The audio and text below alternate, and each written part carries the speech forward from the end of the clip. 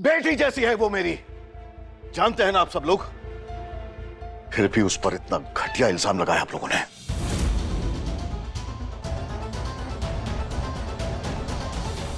अगर मां का कॉल नहीं आया होता तो मुझे पता ही नहीं चलता कि तुम सब लोगों ने मिलकर उसे धक्के मारकर बिना सोचे समझे इस घर से निकाल दिया। पता नहीं कहां होगी साची।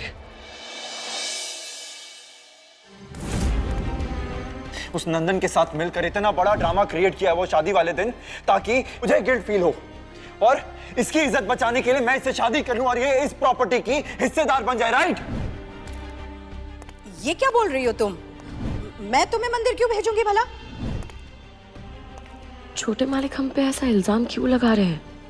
और बड़ी मालकिन, उन्होंने झूठ क्यों कहा कि उन्होंने हमें मंदिर नहीं भेजा था?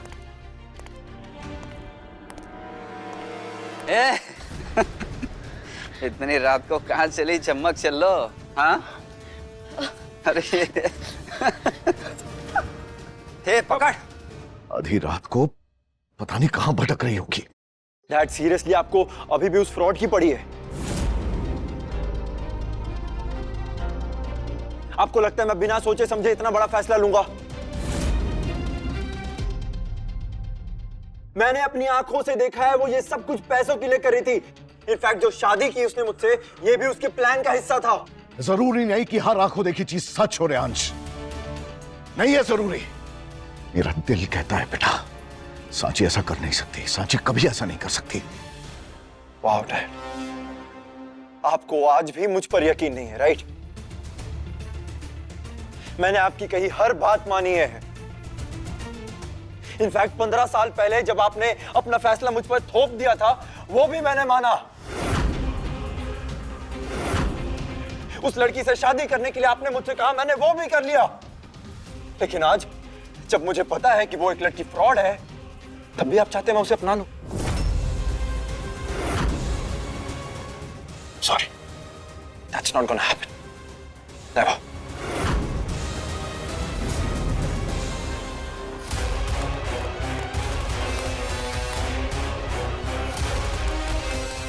किधर गई ढूंढ?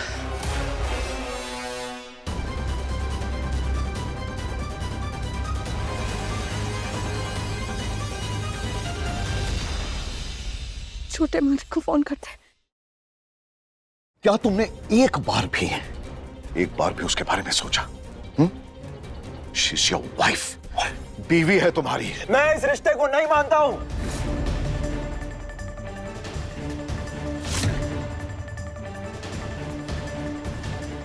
मैंने ये रिश्ता खत्म कर दिया है।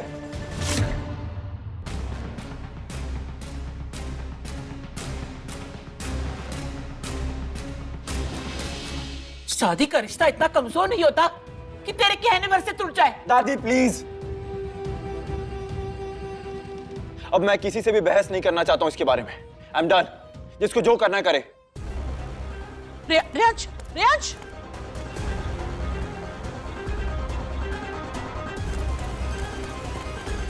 मां, मैं सांची को ढूंढने जा रहा हूं।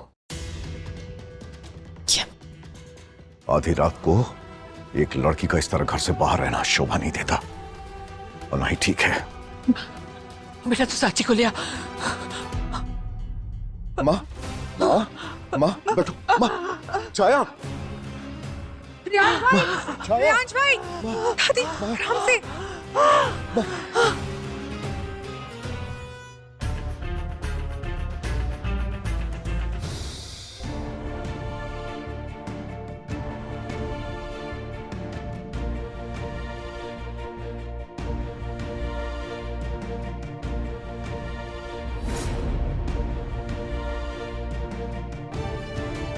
सूर्या जी, जी, आपको पता है ये हार्ट पेशेंट है।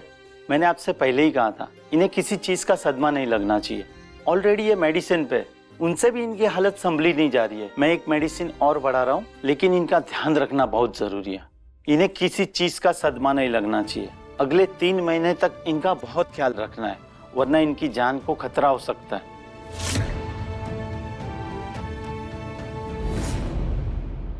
डॉक्टर, ये क्या कह रहे हैं आप? दादी की इतनी तबीयत खराब है, और घर में किसी को पता भी नहीं था। माँ ने बताने के लिए मना किया था ताकि तुम लोग परेशान ना हो जाओ। साची, दादी, साची,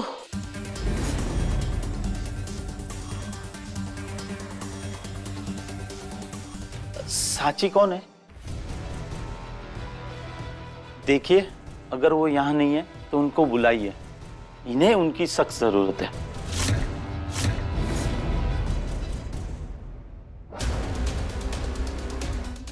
बाबा, बाबा वो सांची के missed calls. The subscriber's phone routed the coverage. The subscriber's phone routed the coverage. Hell.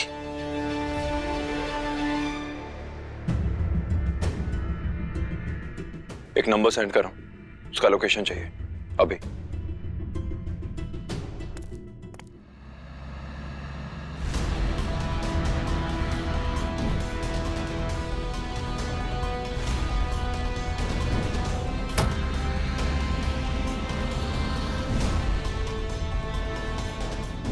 अगर दादी की तबीयत ना खराब होती तो इस फ्रॉड लड़की को वापस लेने में कभी नहीं चाहता।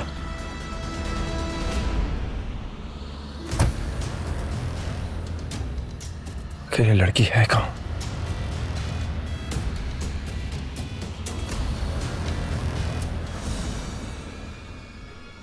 बहुत फड़फड़ा रही थी।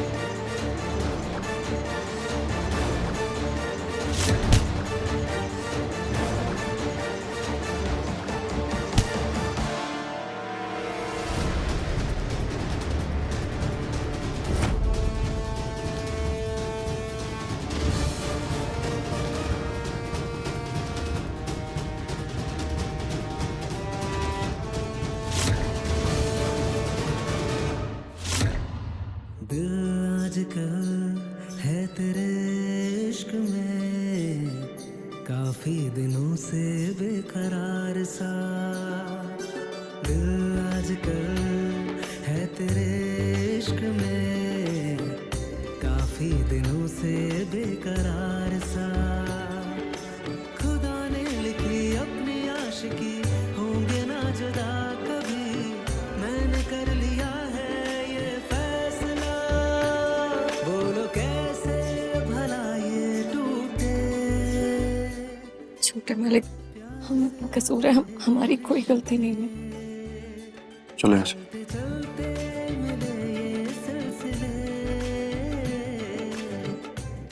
चलो।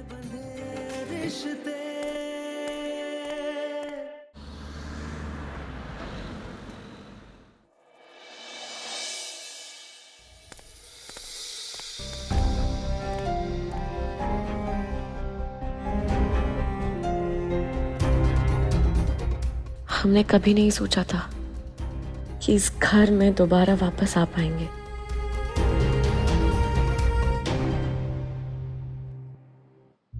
ये सोचने की गलती मत करना कि तुम इस घर में वापस आ गए। मैं यहाँ तुम्हें सिर्फ और सिर्फ दादी के लिए लाया। दादी की तबीयत खराब हो गई है और वो तुम्हें याद कर रही थी। डॉक्टर ने कहा कि 3 महीने तक उन्हें कोई शॉक नहीं मिलना चाहिए, तो इसलिए सिर्फ 3 महीने, सिर्फ 3 महीने के लिए मुझे दादी के सामने तुम्हारा पति होने का नाटक करना होगा। याद रहे, सिर्फ 3 महीने। That's it.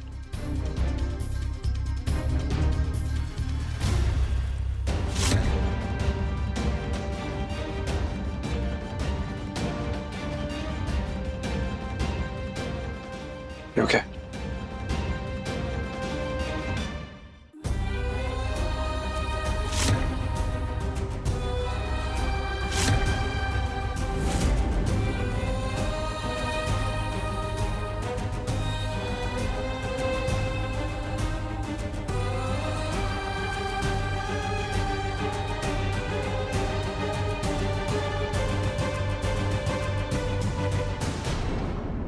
चले।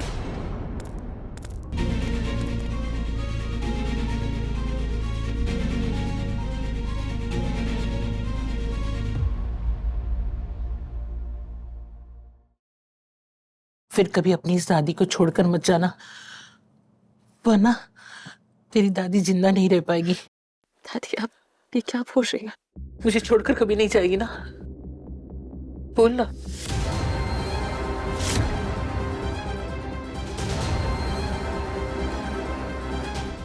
नहीं जाएंगे दादी।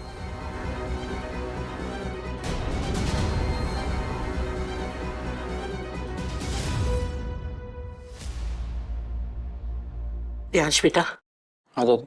क्या तुम्हें अब भी लगता है कि साची ने कुछ गलत किया है? बिल्कुल नहीं दादी,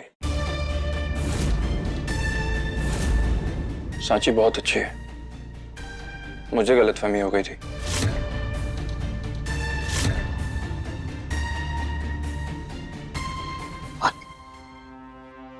बस भगवान ने मेरी सुन ली।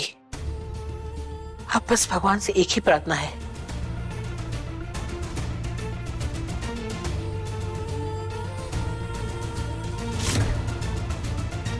कि भगवान तुम दोनों की जोड़ी हमेशा बनाए रखे।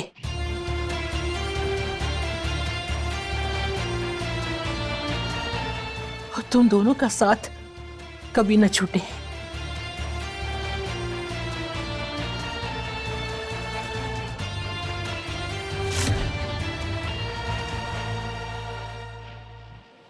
दादी ये सारी बातें होते रहेंगी, आप आराम करिए। ओके? हाँ मां, फिलहाल आप सिर्फ अपना ध्यान रखिए और किसी भी चीज की जरूरत पड़े तो मुझे आवाज लगाइएगा। पापा भी हमें गलत समझ रहे हैं।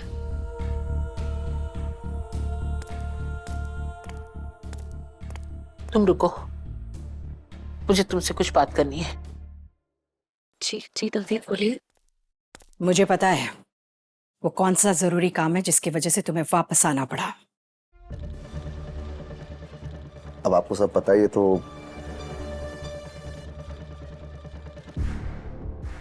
पर दोबारा यहां दिखाई मत देना। जब मुझे जरूरत होगी मैं फोन करके बुलाऊंगी। ठीक है मैम।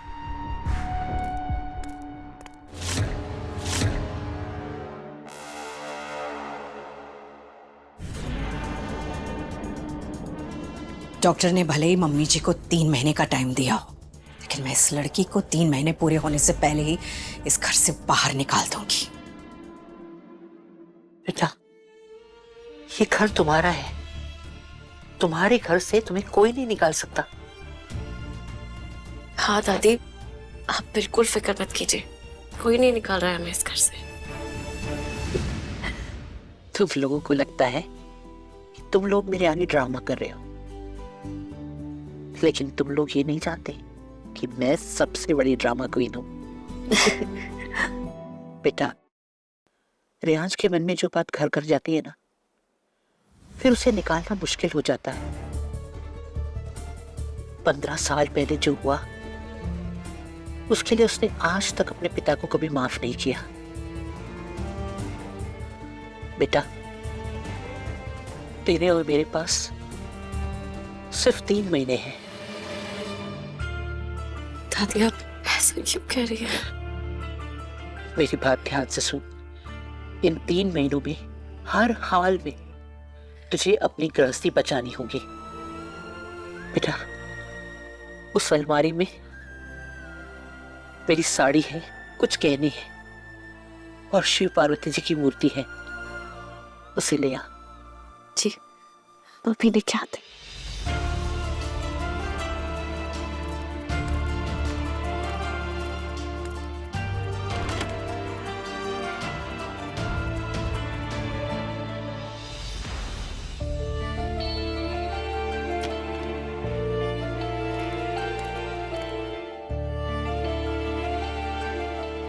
लीजिए दादी। बेटा, ये मेरी शादी की साड़ी और गहने हैं, ये आज से तेरे हैं। दादी इसकी जरूरत नहीं है। इसे मेरा आशीर्वाद समझ के हमेशा अपने साथ रखना। ये शिव पार्वती जी की मूर्ति है, इसे भी बहुत संभाल कर रखना। ये तेरी लड़ाई में हमेशा तेरे साथ रहेंगे और तुम दोनों की जोड़ी कभी टूटने नहीं देंगे। मगर एक बात याद रखना बेटा, ये तेरी लड़ाई है और तुझे ही लड़नी होगी। जी दादी। उस नंदन के साथ मिलकर इतना बड़ा ड्रामा क्रिएट किया वो शादी वाले दिन, ताकि मुझे गिल्ट फील हो और इसकी इज्जत बचाने के लिए मैं इससे शादी कर लूं और ये इस प्रॉपर्टी की हिस्सेदार बन जाए, राइट? ये सोचने की गलती मत करना कि तुम इस घर में वापस आ गए हो। मैं यहाँ तुम्हें सिर्फ और सिर्फ दादी के लिए लाया, सिर्फ 3 महीने के लिए। मुझे दादी के सामने तुम्हारा पति होने का नाटक करना होगा।